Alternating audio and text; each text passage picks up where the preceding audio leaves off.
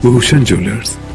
11 अक्टूबर 2023 को सर्व समाज जनहित मंच पदाधिकारियों की पालमपुर में एक विशेष बैठक अमित डोगरा की अध्यक्षता में हुई और इसमें मंच के संयोजक भुवनेश सूद ने भी हिस्सा लिया और उन्होंने ये सवाल उठाया कि सरकार जाति जनगणना करवाने पर परहेज क्यों कर रही है, क्योंकि हिंदू मुसलमान की जनगणना हो सकती है तो जाति गणना का विरोध क्यों। जाति गणना से विकास के युक्तिकरण, हर वर्ग के लिए व्यवहारिक योजना बनाना, जाति विशेष के कौशल पर आधारित आर्थिक विकास और रोजगार के अवसर पैदा करना आदि फायदे उठाए जा सकते हैं। जाति गणना से यह भी पता चलेगा कि कौन सी जाति ने सरकार द्वारा प्रदान की जा रही सुविधाओं और राहतों का फायदा उठाया और कौन सी जाति इन सुविधाओं से वंचित रही। जाति गणना का विरोध केवल वही वर्ग कर रहा है जो आरक्षण के खिलाफ है, यानी 5% वर्ग जिन्होंने 34% नौकरियों पर कब्जा कर रखा है। एक अधिकार के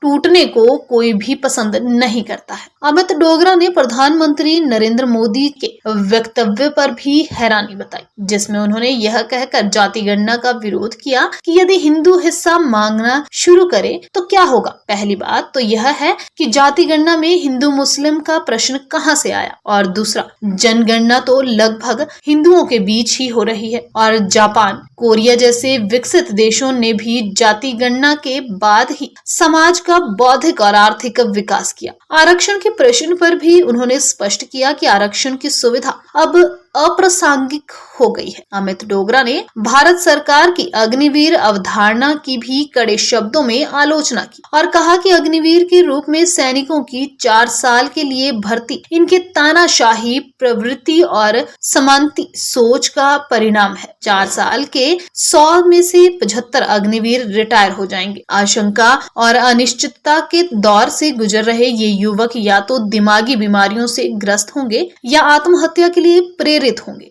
या हताश होकर हथियार उठा लेंगे। इसे रोजगार कभी नहीं कहा जा सकता।